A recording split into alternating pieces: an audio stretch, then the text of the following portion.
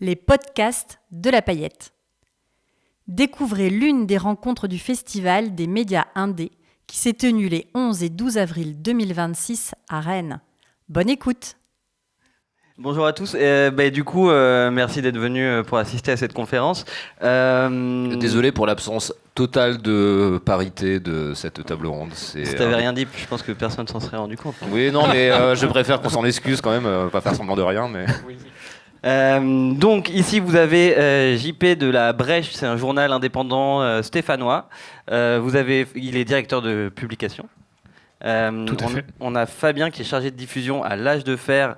L'Âge de Fer qui est un magnifique journal également en région lyonnaise. Mais enfin, vous êtes sous Lyon, c'est quoi exactement? Non, dans les Alpes de Provence. Département 04. Oui, en tout cas, c'est au sud d'Amiens, quoi. Donc je connais pas vraiment. Il fait 300 jours de soleil par an là-bas. Oui, c'est ce qui paraît. Mais... Pardon. Vous avez aussi Philémon, donc qui est rédacteur en chef du journal Mouais, qui est basé lui à Nice. Je crois, je dis pas de bêtises. Hein. C'est ça, nous sommes basés à Nice. C'est pas facile en ce moment, mais c'est le cas. Et donc Tristan, je te présente quand même, Tristan Kemener, directeur opérationnel général du journal Fakir, qui est à Amiens. Qui est à Amiens du coup. Sud d'Amiens, nord d'Amiens. Centre vraiment. Au-dessus d'Avignon, donc dans le nord. Quartier Saint-Leu, quoi. Du coup, on est là. Tu veux présenter un petit peu la table ronde, ce qu'on va raconter? C'était quoi le titre déjà? L'écrit imprimé n'a pas dit son dernier mot. Ah ouais, donc c'est ça. Et bien, ce journal-là, vous avez vu ce super titre, Papier fait de la résistance, quand même. Oui, alors on va parler. Alors il y avait l'idée de parler de nos différents modèles économiques, et puis de refaire un tour après sur la diffusion. Parce qu'on n'a pas forcément tous les mêmes moyens de diffusion. Après aussi, il est important de préciser pourquoi on fait du papier, sachant qu'il est aussi important de préciser qu'on fait tous partie du syndicat de la presse pas pareil, qui est un syndicat qui regroupe bientôt une cinquantaine de médias membres, dont beaucoup font du papier. C'est un peu ce qui nous caractérise, c'est voilà, l'amour pour le papier, et on va s'en expliquer pourquoi on décide de s'obstiner dans un modèle qui est pas le plus simple. Hein. Faire du papier, c'est beaucoup plus de complications qu'avoir un simple site web. Beaucoup plus de frais, beaucoup plus d'intermédiaires, etc. Enfin, c'est complexe. Donc voilà, on va expliquer pourquoi nous commettons la folie de chaque mois ou tous les 2 mois balancer tout ce papier autour de nous. Et alors justement, Philémon, peut-être que du coup, on peut commencer avec toi. Matchco, s'il te plaît. Matchco, pardon. Je me rappelais plus qu'il fallait t'appeler avec ton nom de scène ce soir. Est-ce que Matchco, tu pourrais nous parler du coup du modèle économique de Mouais? Comment est-ce que vous êtes arrivé à faire un journal papier à Nice, qui en plus, voilà, j'imagine que la situation elle est pas forcément évidente. Est-ce que tu pourrais un petit peu nous raconter tout ça? Après, bon, à Nice ou ailleurs, c'est vrai qu'à Nice, il y avait pas de médias indépendants. Donc, mais après, qu'on soit à Nice ou ailleurs, au final, les municipalités ne donnent pas d'argent aux médias indépendants. Et c'est heureux. Ça change pas grand-chose. Mais nous, on est né en fait à la confluence de différentes luttes sociales, Gilets jaunes, Nuit debout, etc. Donc, avec l'idée de ce qu'on appelle le FLTP, qui est une adaptation du do-it-yourself. Donc, FLTP, c'est fais-le avec tes potes. Donc, on a constaté qu'il n'y avait pas de journal indépendant dans la région de Nice et dans le 06 de manière générale, dans le département des Alpes-Maritimes. Et donc, on a décidé de créer ça à partir d'une base qui était celle du fanzine punk. Hein, c'est de là d'où on vient. Et peu à peu, on s'est professionnalisé. On a commencé aussi, sachant qu'on a juste un journaliste professionnel, disons, qui a fait des études de journalisme dans la rédaction. Les autres, dont moi, on est formés sur le tas, quoi. Et peu à peu, l'aventure qui a commencé en 2019 a fini par donner lieu, notamment grâce aux rencontres qui ont été initiées dans le syndicat La Presse Pas Pareil, à nous motiver à passer en diffusion nationale. Parce que pour nous, il y a vraiment une question idéologique importante à être diffusée le plus massivement possible, sachant que nous, on a un positionnement qui est assez une ligne éditoriale qui est assez particulière, qui est celle de l'anarchisme, donc qui est assez peu représentée dans la presse en général. Donc pour nous, c'était important de faire ça, mais c'est sur un modèle économique qui est extrêmement précaire, quoi. Donc on est principalement bénévole, à part la maquettiste. On est aux minima sociaux, hein, voilà. Enfin, ça nous prend beaucoup de temps, mais on est aux minima sociaux. Moi, je fais des piges à côté, je fais des petits boulots aussi pour financer ça. Mais on n'arrive pas à pérenniser du coup des rentrées d'argent suffisantes via les abonnements, via les ventes pour asseoir des postes. Et il faut savoir voilà, que le papier, c'est quand même des coûts importants. Donc c'est difficile à mettre en place et à tenir. Et ça se tient à bout de bras. Et c'est pour ça qu'il y a aussi beaucoup d'épuisement dans beaucoup de rédactions qui font du papier, avec des titres qui disparaissent, mais aussi d'autres qui réapparaissent. Et je me suis perdu dans ma phrase. Non, mais je pense qu'on a plutôt compris. Ouais, et puis aussi, vous êtes passé en diffusion nationale, c'est-à-dire en kiosque national depuis 2 numéros. Depuis 2 numéros, ouais, en diffusion nationale depuis 2 numéros. Et pareil, c'est un challenge, hein, passer d'une revue imprimée à 600 exemplaires, 1000 exemplaires maximum, à 10 000, 12 000, 15 000 exemplaires diffusés dans tous les kiosques du pays. Donc pour le moment, on a eu, fun fact, 13-12 points de vente qui ont très bien vendu. C'est un hasard total, mais voilà. Mais sinon, le problème, c'est, on en reparlera aussi, mais c'est que donc on est notamment en vente dans les relais Bolloré. Il faut savoir que voilà, tous les points relais ont été achetés par Bolloré, avec quand même du coup un gros travail éditorial vers l'extrême droite dans la mise en rayon, quoi. Et on peut pas vérifier, en fait, il y a 6 000 points de diffusion, on peut pas vérifier un par un à quel point on est mis en avant dans les kiosques, mais ça arrive très souvent qu'on soit mis de côté, derrière, voire même pas du tout mis en rayon. Et ça, c'est un gros problème en termes de diffusion, quoi. C'est qu'il y a beaucoup de kiosquiers qui jouent pas le jeu, ou alors qui jouent un jeu opposé pour des raisons idéologiques, ou alors juste parce qu'ils ont eu des pressions. Enfin, toi, tu as assez travaillé sur le sujet, donc je pense que tu pourras en parler plus précisément, toi aussi, avec ton travail de chargé de diff qui traverse le pays pour aller voir comment c'est diffusé. Mais c'est un peu le problème, c'est que si on avait la même possibilité que des journaux de merde, hein, comme Franc-Tireur, etc., d'être mis en avant, on pourrait avoir des ventes beaucoup plus élevées, mais là, pour le moment, c'est vrai que c'est difficile d'être vraiment mis en lumière dans les kiosques. Et donc, c'est une aventure un peu complexe de passer en diffusion nationale. Et d'ailleurs, on n'est pas si nombreux que ça, hein, dans ce cas, dans le SPPP, on est la Brèche, l'Âge de Fer, Fakir, on est tous là, en fait. Voilà. Non, on n'est pas très nombreux, effectivement. Tu voulais y aller, JP, ou... J'allais rebondir sur un truc, mais ça peut attendre. Hein. Ouais. Ce qu'il faut noter, c'est que en France, on a à la fois une chance et en même temps, ça garantit pas tout, mais on peut avoir une reconnaissance en tant qu'organe de presse qui s'appelle IPG, Intérêt Politique Général. Donc on a certaines contraintes à respecter pour avoir cette reconnaissance-là. Mais une fois qu'on a cette reconnaissance, on a accès à certaines choses, et notamment le fait que les kiosques n'ont pas le droit de refuser de nous vendre. Donc quand on diffuse dans les kiosques à l'échelle nationale, c'est pas nous qui allons dire directement tiens, je vais mettre 2 journaux dans ce point de vente, 5 journaux dans ce point de vente. Entre nous et le diffuseur, il y a ce qu'on appelle un régleur. C'est un prestataire qui va analyser les remontées de vente et qui va essayer de faire la diffusion la plus juste possible au niveau de tous les points de vente pour optimiser, parce qu'on ne peut pas distribuer dans tous les points de vente de manière exhaustive. Et en fait, donc, les kiosques, on va les solliciter en leur disant on va vous envoyer 5 exemplaires. Et en ayant la reconnaissance IPG, ils n'ont pas le droit de refuser de nous vendre.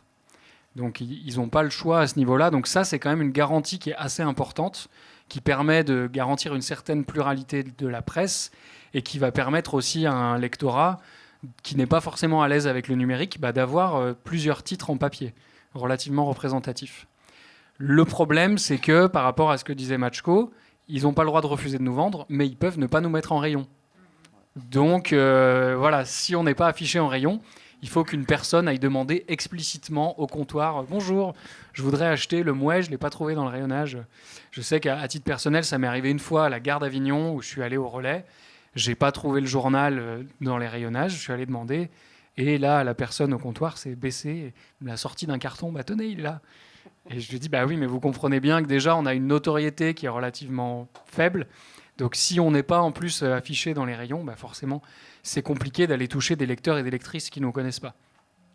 Donc, il y a cet avantage de l'IPG, mais qui ne suffit pas à lui seul à garantir qu'on ait cette possibilité de diffuser, cette possibilité de toucher un lectorat qui ne nous connaît pas forcément. Et je trouve que l'exemple de Franc-Tireur, il est très juste. Enfin, voilà, je veux dire, Franc-Tireur, je ne me prononcerai pas sur la qualité éditoriale du journal, je ne me permettrai pas.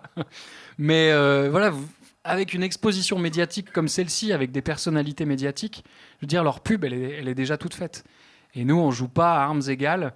Et ce serait bien que politiquement, il y ait des choses qui soient mises en place pour garantir qu'au moins on ait une représentativité égale dans les points de vente, voilà, qui nous permettrait d'avoir un peu plus accès à ce lectorat-là. Voilà un peu pour ce que je voulais rajouter. Ouais, c'est complètement ça. Et même, je complémenterais juste un dernier point, c'est qu'en plus, il y a eu une loi de modernisation de la diffusion de la presse passée en 2023 et qui, en fait, est complètement encore à notre désavantage. C'est-à-dire que c'est aux avantages des gros groupes, des grosses machines de guerre de la presse, mais pour des petits médias indépendants, comme l'a dit JP, c'est-à-dire qu'avec l'IPG, ils sont obligés de nous mettre en rayon, mais enfin de recevoir nos journaux, mais ils ne les mettent pas en rayon. Et en fait, avec cette nouvelle loi, si jamais au bout de 2 numéros, on n'a pas vendu de numéros dans leur boutique, ils ont le droit de nous mettre à 0 pendant 6 mois et donc de ne plus nous recevoir. Et donc, je sais qu'à titre personnel, pour Fakir, puisque bon, on voulait parler de nos modèles un peu économiques, pour Fakir, ça a été un peu une catastrophe. C'est-à-dire que on a perdu énormément de ventes en kiosque entre 2021 et aujourd'hui. Depuis que les relais sont passés sous pavillon Lagardère, Bolloré, etc. Enfin, c'est Bolloré qui aujourd'hui décide de ce qui va être. Alors, il ne va pas aller dans chaque kiosque pour décider, mais voilà, on sait très bien comment ça se passe. Il y a des instructions qui sont données et on se retrouve avec la situation actuelle. Et donc oui, c'est facilement. On est passé. J'ai pas envie de dire de chiffres, mais mais en tout cas, on a perdu quelques milliers de ventes en kiosque en très peu de temps, quoi. On voit vraiment la différence. Et sinon, pour Fakir, comme on l'a dit au départ, on est basé à Amiens. On a 9 salariés en CDI et on a une quinzaine de pigistes pour les dessins. En gros, on ne vit que grâce aux abonnements des lecteurs. On a les ventes en kiosque également. Et puis quelques dons, mais les dons, ça reste quand même assez minime par rapport aux abonnements. Donc d'où l'importance de la diffusion et de la vente en kiosque. C'est-à-dire, c'est vraiment quelque chose de crucial. Et aujourd'hui, c'est vrai que la loi n'est pas faite pour arranger les petits. On est dans un moment, on a une concentration médiatique. On va pas revenir sur, c'est pas le sujet, mais c'est un vrai problème, quoi. Tu veux parler peut-être un peu de l'âge de fer, et puis après on enchaîne. Allez, carrément. L'âge de fer, alors il a 20 ans le journal. Nous, on est 7 aujourd'hui, temps plein, en CDI et en SCOP. Nous, on est en société coopérative. Donc c'est un peu la différence, on pourra parler de ça, mais il y a quand même pas mal de journaux qui sont en association. Nous, on est en société coopérative. Et l'âge de fer, quand il est né donc en 2005, l'idée du fondateur, c'était d'envoyer des paquets de 25 exemplaires d'ailleurs à l'époque, et que les gens s'engagent à acheter des paquets et les revendent en fait. Et du coup, c'était en direct. Il n'y avait pas de kiosque. Du coup, l'idée, c'était de ne pas aller en kiosque pour éviter de jeter 80% de ce qui est mis en rayon. Du coup, le modèle a fonctionné. Après, il y a eu des abonnements qui ont commencé à se mettre en place. Et donc aujourd'hui, on a une partie abonnement particulier. Et on a toujours ces paquets. Donc ça part soit chez des particuliers ou des biocoop. On est pas mal vendu dans les biocoop, des magasins bio, des associations. Il y a des AMAP aussi qui nous achètent en paquet. Puis toutes les semaines, ils mettent une fois par mois le journal dans le panier de l'AMAP. Il se trouve qu'aujourd'hui, on teste le kiosque pour essayer de diversifier les canaux de distribution. Et donc, on est en kiosque sur Marseille-Provence Métropole. Enfin, ça s'appelle MPM. C'est Aix-en-Provence, Marseille et toutes les villes autour. Toulon. Et on est sur Lyon aussi, parce que ce sont des coopératives, des SIC pour le coup, des coopératives qui diffusent la presse. Mais c'est vraiment... c'est un peu une catastrophe.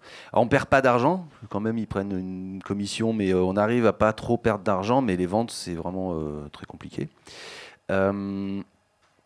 Et sur le modèle économique, un petit peu pareil que les copains, les abonnements, donc la diffusion. On a une subvention du ministère de la Culture, avec nos sous, les vôtres et les nôtres aussi. Ça, c'est au titre de publication à faible ressource publicitaire, comme on a 0 pub. On est à 24 000, 25 000 euros par an, c'est un virement en fait. Et par contre, les dons, nous, ça monte. En fait, aujourd'hui, on a 6000 abonnés papier. Mais, vous voyez, genre Facebook, on a 25 000 personnes qui nous suivent. C'est génial. Newsletter, on a 13 000 abonnés à nos newsletters. Donc, en fait, au bout d'un moment, ce qu'on a commencé à faire, c'est des newsletters aussi thématiques qui renvoient sur notre site. Et en bas, il y a écrit abonnez-vous ou alors donnez-nous de l'argent. Enfin, à un moment donné, si vous lisez nos trucs gratuitement. Et c'est en train de monter, en fait, les dons. Donc c'est moi je trouve toujours un peu bizarre d'avoir beaucoup de dons, parce que nous ce qu'on voudrait c'est vendre le journal, mais bon, il y a des gens qui lisent par d'autres canaux, et ça marche très bien. Et pour, pas conclure, mais sur les aides à la presse, je vous donne juste l'info, mais en gros les aides à la presse, on estime que c'est 1 milliard d'euros par an, tout compris. C'est-à-dire que nous là, comme disait JP, on est IPG donc, et on a un numéro de commission paritaire. Je la fais vite, mais j'aime bien dire ça. Et le numéro de commission paritaire fait qu'on a les tarifs postaux bien plus avantageux. Heureusement, on ne paye pas le prix du timbre. Mais ça ne fait qu'augmenter. Mais voilà, on a un prix avantageux. Et c'est l'État qui paye en fait la différence à la Poste. Donc ça fait une subvention indirecte. Et on a un taux de TVA à 2,10%. Et ça, c'est quand même super, parce qu'en fait, on vend tout à 2,10, mais on achète tout à 20 ou à 10. Donc on récupère beaucoup. Mais voilà, en gros, dans l'ensemble. Et alors, je ne vous dis pas ce que touche Le Monde ou Libération, ou Le Point et tout ça, mais bon, en tout, ça fait 1 milliard d'euros. Ou Les Échos. Ou Les Échos. Mais c'est quand même assez énorme. Voilà. Qui sont d'ailleurs les premiers à taper sur Ces parasites qui profitent de l'argent public. Oui, et puis de la... Bref. Oui, et donc oui, pour la brèche, du coup, comment ça se passe? Au niveau du modèle économique, c'est sensiblement la même chose. Je vais juste refaire un petit peu d'historique, mais très rapide pour resituer. Nous, en fait, avant de faire la brèche, on avait un magazine qui s'appelait Barré, qui a été publié entre 2014 et 2017, et qui était un MOOC, donc vous savez, ces objets hybrides entre le magazine et le livre, et qui était distribué en librairie. Et en fait, on s'est rendu compte, tout le monde était bénévole ou alors vraiment défrayé à titre symbolique. Et c'était hyper compliqué à distribuer, ça nous demandait beaucoup d'énergie. On s'est un peu épuisé au bout de 7 numéros. Et en discutant avec un ancien administrateur du journal La Décroissance, il nous a dit, mais vous êtes débile, avec le même budget, vous pourriez en distribuer 20 000 en kiosque. Et là, on en distribuait 1000 en librairie et on n'arrivait pas à tous les écouler. Et l'idée a fait son chemin et on s'est dit, ouais, le kiosque, c'est quand même, ça a cet avantage de nous permettre de distribuer très massivement en n'ayant pas des frais non plus monumentaux. Donc on a petit à petit repensé la ligne éditoriale, repensé l'objet. Mais comme on a toujours été très attaché au papier, le kiosque s'est imposé comme un moyen assez naturel.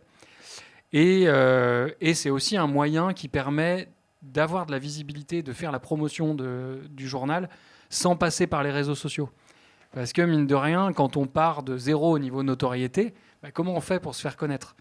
Et voilà, nous, on est nuls sur les réseaux sociaux, ça ne nous intéresse pas, c'est pas raccord avec nos valeurs, avec nos formats. Et du coup, le kiosque, ça a cet avantage-là. Et on a rencontré notre lectorat un peu de cette manière-là, et on a toujours des gens qui s'abonnent en nous disant je vous ai acheté au Super U de Niort, je vous ai découvert pendant mes vacances. Et donc, il y a quand même quelque chose qui se passe. Alors, ces points de vente sont de moins en moins fréquentés, mais c'est les deux piliers de notre modèle économique, c'est les abonnements, dont certains viennent justement des kiosques, et les ventes en kiosque. Et ensuite, par-dessus, il y a effectivement les aides à la presse dont Fabien a parlé, qui sont non négligeables.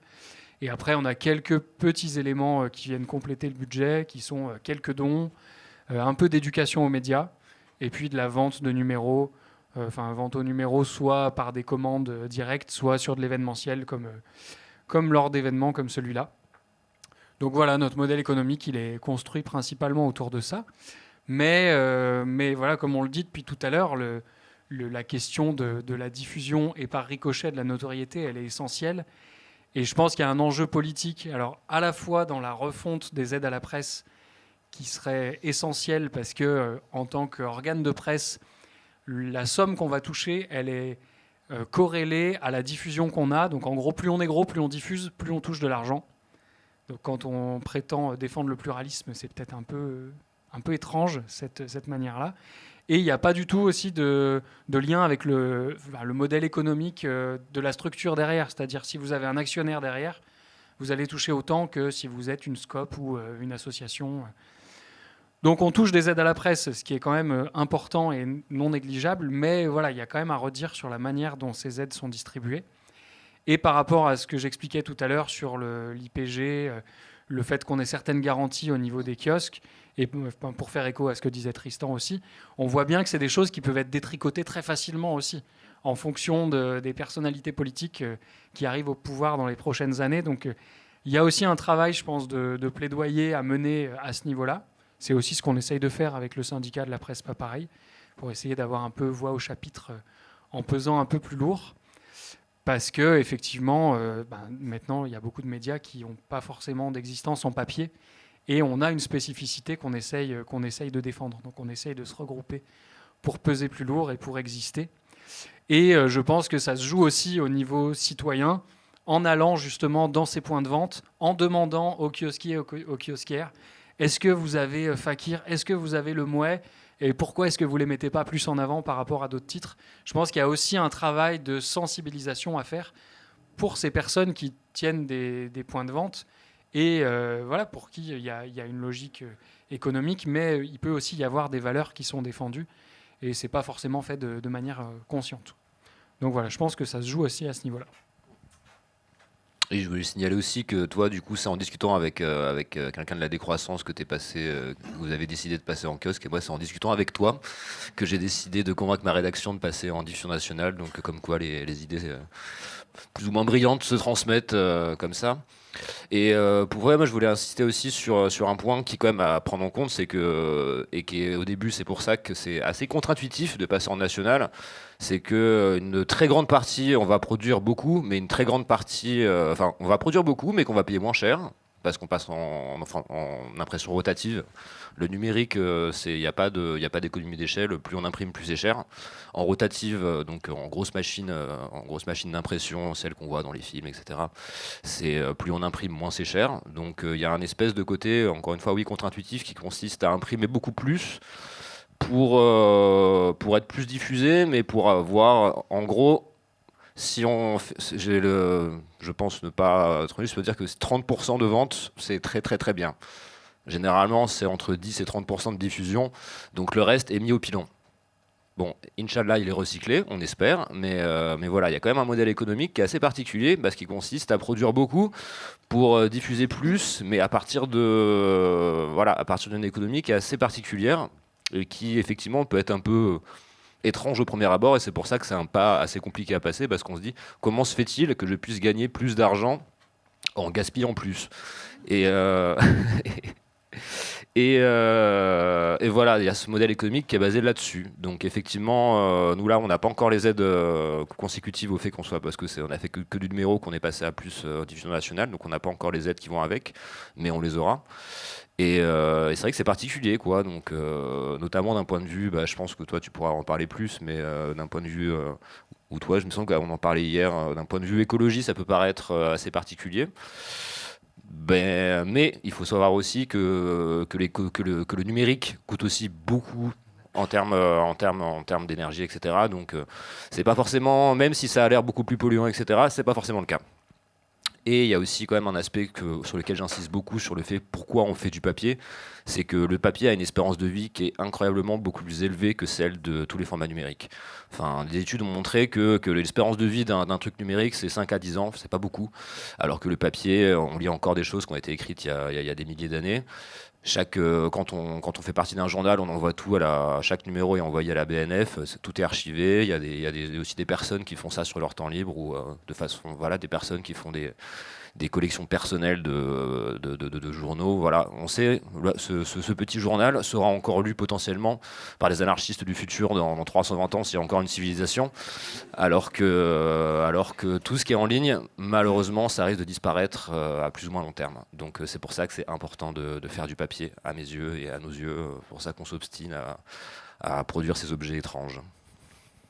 Oui, Fabien et Tristan, moi j'aimerais bien vous entendre justement sur l'importance pour vos médias respectifs de maintenir un lien avec le papier. Pour moi, pour nous, à Fakir, l'important c'est que c'est un. Alors tout ce que vient de dire Matchko, je souscris complètement. Mais puis surtout, il y a un objet. Je veux dire, c'est pas la même chose, c'est pas le même rapport à l'information, c'est pas le même rapport à ce qu'on écrit, à ce qu'on lit, etc. Il se passe quelque chose, et c'est pour ça vraiment qu'on est très attaché au papier et que jamais, en tout cas tant que je serai à Fakir, jamais on abandonnera l'impression et la diffusion papier. Maintenant, il faut quand même le dire, on veut dire, parce qu'on n'arrête pas de dire la presse papier survit, etc. Mais concrètement, ce qu'on dit et ce qui est vrai, c'est que les ventes en kiosque baissent. On repose de plus en plus sur le don. On a vraiment besoin du don pour être à peu près à l'équilibre. Et nous, ça va faire 1 an. Alors, mai dernier, on est passé complètement en ligne aussi. C'est-à-dire que tout ce qu'on écrit dans le papier, on le met en ligne. Et en plus, on écrit des articles tous les jours. Donc voilà, parce que on a essayé de se diversifier pour avoir d'autres rentrées d'argent. Et en fait, ce dont on se rend compte 1 an après, c'est que le site web fonctionne super bien. Il y a énormément de gens, on a rencontré un nouveau public, on a rajeuni les lecteurs, etc. Et c'est aussi important. Alors, je ne suis pas en train de faire l'éloge de la presse en ligne, mais en fait, voilà, ça nous permet d'avoir un public plus large. Des personnes qui vont pas forcément acheter le papier. Mais moi, j'y crois énormément au papier. Je pense que c'est un peu, vous savez, c'est un peu comme la mode des vinyles. Ça revient en ce moment, là, tout le monde se remet à acheter des vinyles. Aujourd'hui, la presse papier a un peu moins la cote, mais je suis sûr que d'ici quelques temps, ça va revenir. C'est un effet de mode, donc j'y crois, ouais. On en a parlé dans notre dernier édito. On fait le lien avec le vinyle, justement. Ouais. Ouais, j'entends cet argument pas mal et j'ai un petit doute juste. Voilà, casseur d'ambiance. Moi, je suis arrivé au journal en 2013. J'ai jamais eu un boulot aussi longtemps d'ailleurs. En 2013, on était imprimé à Orléans, voilà, Rotocentre. Bon, bah, Rotocentre, hop, ils ferment. Donc, ils nous disent, ah, vous allez voir, Roto-Garonne, c'est vachement bien, on vous met là-bas. Donc, Roto-Garonne, ben, ils ont fermé. C'est des rotatives. On parle de rotatives, c'est des machines qui font 2 étages, 45 mètres de long. Et puis, ça, c'est que pour l'impression, parce qu'après le pliage, c'est une autre machine. Enfin, c'est des trucs de ouf. Ça travaille la nuit tout le temps parce qu'ils tirent les quotidiens, etc. Donc ils bossent de nuit. Donc Roto-Garonne a fermé. Du coup, là, on est allé là où on est aujourd'hui, c'est à Vitrolles, à côté de Marseille. Et en tout cas, le premier Roto-Centre, quand je suis arrivé en 2013, j'étais au tirage et il y a un des gars sur machine, il me dit, de toute façon, le jour où il n'y a plus de publicité dans les boîtes aux lettres, vraiment plus du tout de trucs de Lidl, de Carrefour et tout, il n'y aura plus de presse papier. En tout cas, notre format, hein, pas magazine, mais le format là, parce qu'en fait, c'est la pub qui fait tourner les rotatives, beaucoup. Et du coup, voilà, on dit souvent, ouais, mais papier, ça va revenir, etc. Je dis, bah, j'espère que ça reviendra avant qu'on ait plié boutique, parce que c'est bien joli, mais sinon, ça marchera pas. Enfin, je veux dire, si d'un coup, il n'y a plus de... Bon, on n'en est pas là, hein. Mais s'il y a moins de rotatives, voire plus de rotatives, on ne pourra pas reconstruire des rotatives, quoi. Donc, voilà. Et le papier, oui, voilà, moi j'adore ça, j'adore les livres. On voit que les livres, il n'y a pas eu enfin, il y a des chutes, bien sûr, de vente. Il y a des gens qui lisent moins, les jeunes surtout, etc. Mais quand même, le livre, ça cartonne. Pas forcément les jeunes, hein. Ouais, enfin, il y a des chiffres quand même qui disent qu'il y a une tendance à la baisse, mais pas que les jeunes. Hein, mais voilà, enfin, en tout cas, le livre, ça fonctionne. Il y a de plus en plus de beaux objets, de belles petites maisons d'édition. Malheureusement, il y a les gros qui plombent un peu le truc et qui envoient des milliards de bouquins de merde, bon, ouais, je l'ai dit, pour inonder le marché. Et du coup, les libraires, ils pètent les plombs. Hein, j'en connais plusieurs, moi, c'est chaud. Et donc, nous, c'est un peu pareil. Et c'est énervant quand, comme tu disais tout à l'heure, on va dans un kiosque. Moi, c'était Aix-en-Provence, Marseille. J'essaye de faire mon petit tour de temps en temps. Et l'âge de fer, il est derrière le comptoir, derrière des journaux, quoi. Et il faut le demander. Mais si on le connaît pas, on peut pas. Enfin, il y a un truc un peu débile. Et dans les gares, souvent, on en parlait, c'était hier, là, gare Saint-Charles, Marseille. Bah, en fait, il y a l'eau, les chewing-gums, les Kit Kat, quoi. Et nos journaux, nous 4, là, en tout cas, les 4 qu'on est, plus la décroissance, plus CQFD. Ah, il y a CQFD, on a oublié tout à l'heure. Super journal, CQFD. C'est derrière l'eau, quoi. Et il faut se tordre le cou comme ça pour aller essayer de choper un truc. Donc moi, j'aime bien déplacer les meubles, remettre le truc devant, on se fait engueuler.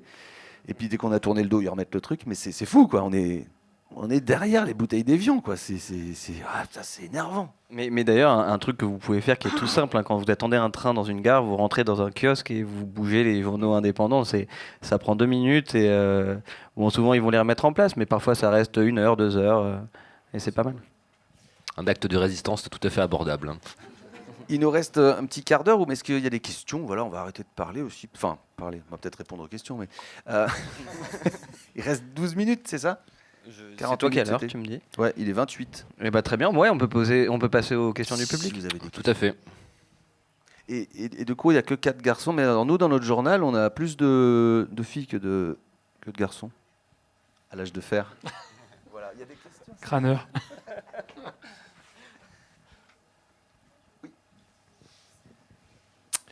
Oui, bonjour. Alors, bravo déjà à tous. Alors, je connais particulièrement l'âge de fer. Je suis abonné depuis quelques années grâce au réseau associatif sur Rennes d'ailleurs. Et puis la brèche, bravo la brèche aussi, parce que je fais lire même la brèche à des parents qui sont très éloignés des sujets. Mais quand c'est sur l'hospitalier, alors là, je peux vous dire que les gens de 88 ans, ils lisent même de A à Z presque. Bon, et puis bravo la brèche, parce que finalement, c'est vendu en kiosque uniquement à Rennes, place de la République, d'après votre site, et à Belle-Île. Et je trouve que je bosse là-bas, à Belle-Île, donc il n'y a que 2 endroits. Alors je ne sais pas comment vous arrivez à vendre à 20 000 exemplaires. On vend pas, on distribue à 25 000 excusez-moi, ouais, et on en vend 4 000, quoi. Ouais. Alors donc je suis un peu à l'autre bout de la chaîne du journal, puisque je suis un lecteur, mais je suis aussi enseignant en collège, documentaliste. Donc moi, ce qui m'intéresse beaucoup, c'est voir le rapport des plus jeunes. Est-ce qu'on parle de l'avenir là ? Là, ça devient catastrophique. Je suis en collège, donc je vois les petits 6e qui arrivent. Et certains ne savent même pas ce que c'est qu'un journal, quand on pose la question. Si, 20 heures, c'est tout. Ils ne pensent pas journal papier. Certains ont un petit quotidien, d'ailleurs le quotidien offert par les parents, ou certains CSP+, vont avoir le monde des ados, des choses comme ça, quoi. Mais il y a un gros travail, et je pense que les gens deviennent lecteurs d'autres journaux de tout type, si déjà c'est présent sur le coin de la table à la maison. Nous, on peut faire quelque chose, mais moi, je m'interroge beaucoup de ce que je peux faire, sachant qu'il y a aussi la pression du numérique, au sens de la... Pardon, tu commandes du coup à la semaine de la presse, là ? Alors, c'était la catastrophe. Hein. On s'y est arrivé une semaine après, cette année. Parce qu'il y a la semaine de la presse et des médias donc à l'école. Ça, c'est chaque année en mars, là, fin mars.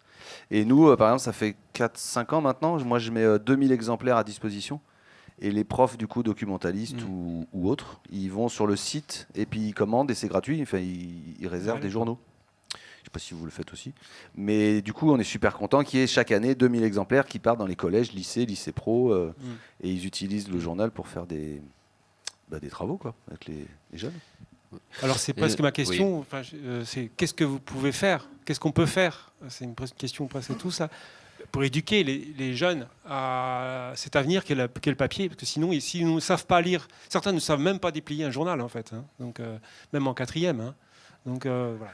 Après, moi, je me méfie un peu du discours alarmiste qui tend à dire que je veux dire, quand j'ai 35 ans, enfin 36 maintenant, mais quand j'étais au collège, on lisait pas le journal non plus. Hein. Enfin, je sais pas, il y a peut-être une génération qui lisait passionnément le monde diplomatique dès la 6e, mais j'ai pas l'impression. Je pense qu'il faut se méfier aussi du discours à dire ils sont de plus en plus cons. Il y a quand même un toujours rapport des jeunes à la lecture, notamment ils lisent beaucoup de mangas et c'est des histoires qui sont parfois extrêmement complexes. Enfin, il suffit de s'y pencher comme c'est mon cas parce que je suis fan de manga aussi pour voir que vraiment il y a des histoires, des arcs narratifs complexes, etc.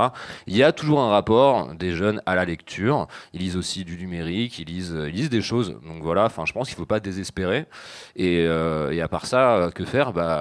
Faire ce qu'on a toujours fait, faire de la propagande et aller faire la propagande pour la chose écrite partout où on peut quoi. Mais pas seulement les jeunes. Et je pense qu'il y a quand même une partie de cette génération qui a au contraire un rapport à l'information et un rapport critique à l'information qui est assez développé. Une partie, pas que, hein. Mais bon, après j'ai été prof aussi, donc j'ai prof et pion. Dans ce sens-là, j'ai été rétrogradé. Mais donc j'ai pu observer et travailler avec des adolescents et je sais que c'est pas forcément facile mais je pense que personnellement j'ai assez bon espoir de voir que les générations qui arrivent ont un rapport à l'information qui est quand même assez intéressant et assez critique. Donc personnellement, je préfère garder espoir et me dire qu'on arrivera à faire en sorte que des personnes, qu'il y ait d'autres générations qui viennent aussi faire du papier, faire des journaux, et ça existe déjà en fait des jeunes personnes qui reprennent les rênes de journaux papier ou qui créent leurs propres journaux. Ça existe et ça existera toujours, je pense. Oui, je suis en détail optimiste. Moi, j'avais 2 questions. La première, c'était c'est quoi les critères de l'IGP? C'est ça? IPG, je n'étais pas sûre. Donc, c'est quoi les critères pour avoir ce label-là? Et la deuxième question, c'était parce que plusieurs d'entre vous ont parlé d'une subvention.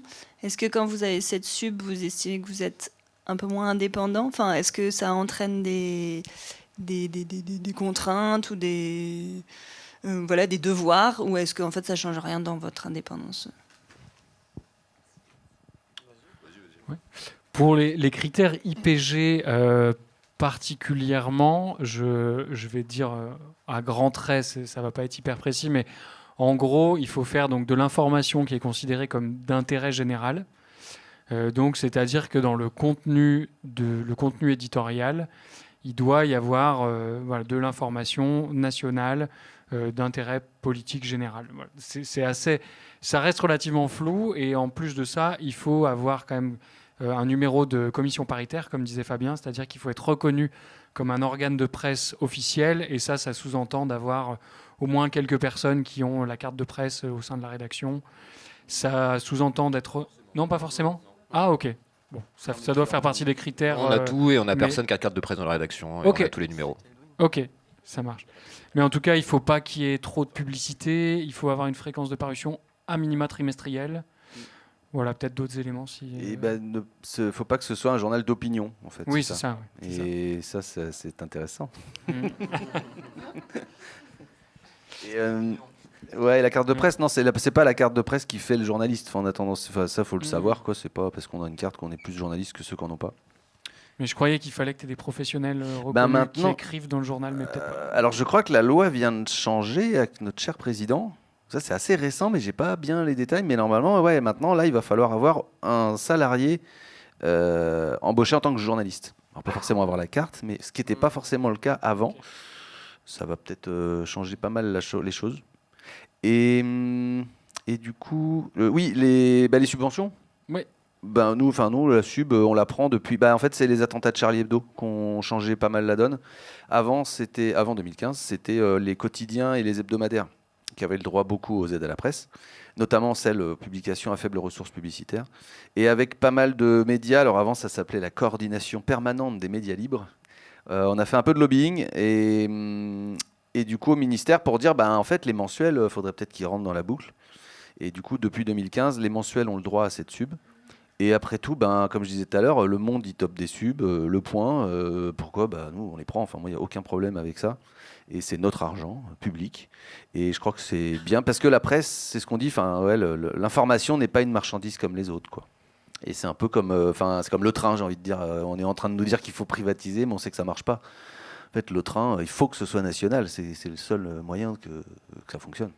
Oui, et puis c'est après, une fois qu'ils te donnent l'argent, ils nous réclament rien. Au moment de remplir le dossier, c'est un peu des trucs administratifs. Ils nous demandent c'est un peu du bullshit en fait. Ils vous dire qu'est-ce qu'on a fait avec la sub précédente, est-ce qu'on a embauché. Donc en fait voilà, il faut blablater. Mais après effectivement, il se passe rien. Après, dans un monde idéal, nous, on aimerait bien ne pas avoir besoin de cette sub à proprement parler. On aimerait bien, par exemple, taxer les revenus de la pub dans les autres médias. On pourrait faire une taxe à 1 ou 2%, ça nous rapporterait 220 millions. On aurait une enveloppe qu'on pourrait se répartir et la presse indépendante pourrait exister. Et puis dans un monde idéal aussi, on taxerait la pub sur les autres groupes et puis on interdirait la concentration des médias tout simplement. Dire qu'une personne ne peut pas détenir plus d'une PQR, presse quotidienne régionale, PHR, presse hebdo régionale, une presse nationale, une radio, etc. Et déjà, si le gars il possède tout ça, le gars ou la fille il possède tout ça, il a déjà beaucoup d'organes de presse à disposition. Alors en plus, quand derrière le gars en fait il a 5 radios, il a 3 presses nationales, etc. Enfin, on se rend vite compte que nous, on peut plus exister, quoi. C'est caricatural, ça n'existe pas, ce que tu Non, je dis dans un monde... Le gauchisme... On n'est pas en Corée du Nord non plus, quoi. Je veux dire. Et du coup, juste pour finir, mais j'aurais un truc à rajouter derrière sur ces aides, ouais. Mais en tout cas, effectivement, il n'y a rien qui est demandé. À partir du moment où on est IPG, il faut juste préciser notre diffusion, préciser notre budget, etc. Et on a la sub. Et derrière, il n'y a pas de compte à rendre. Évidemment, je pense qu'on préférerait tous et toutes s'en passer. À ma connaissance, il n'y a que 2 médias qui le font. C'est Mediapart et le Canard enchaîné, qui revendiquent du coup cette totale indépendance économique. Et voilà. Et espérons qu'un jour, on en soit là. Mais il faut savoir qu'il y a quand même eu des changements récents dans ces aides et dans un possible regard politique sur ces aides. Notamment, c'est les aides de la DRAC, donc les aides du fonds de soutien aux médias de proximité, qui ont été mis à sous pouvoir décisionnaire final du préfet. Donc avec le SPPP, on a pris position contre ça parce que notamment il y a eu une région, notamment sur le plateau des Mille Vaches, où des médias se sont fait refuser des aides sous des prétextes a priori farfelus, notamment. L'excuse officielle, c'était vous n'avez pas les épaules nécessaires pour continuer à exister. Mais c'est précisément pour ça qu'on demande des aides. Donc ça ne tenait pas. Et a priori, c'est parce qu'ils étaient mal vus pour des raisons politiques, quoi. Et donc là, il y a une évolution qui est assez inquiétante sur le regard qui pourra être porté sur ces aides et sur la façon dont le pouvoir va éventuellement en profiter pour disqualifier des organes de presse qui le déplaisent, sachant que c'est notre rôle de déplaire et de les faire chier. Donc ça n'inspire rien de bon, mais comme à peu près tout ce qui se passe en Macronie, voilà, quoi. On me dit dans l'oreillette que ça va être terminé. Alors si vraiment il y avait peut-être une dernière question, peut-être, ou vraiment pas, ou une minute. Non, non, vraiment pas. Non, vraiment pas. Non. Mais on pourra répondre aux questions en dehors de la scène, à la buvette, à nos stands respectifs. Et on a des journaux là, plein. Merci en tout cas à toutes et à tous, et merci à la Paillette pour l'organisation.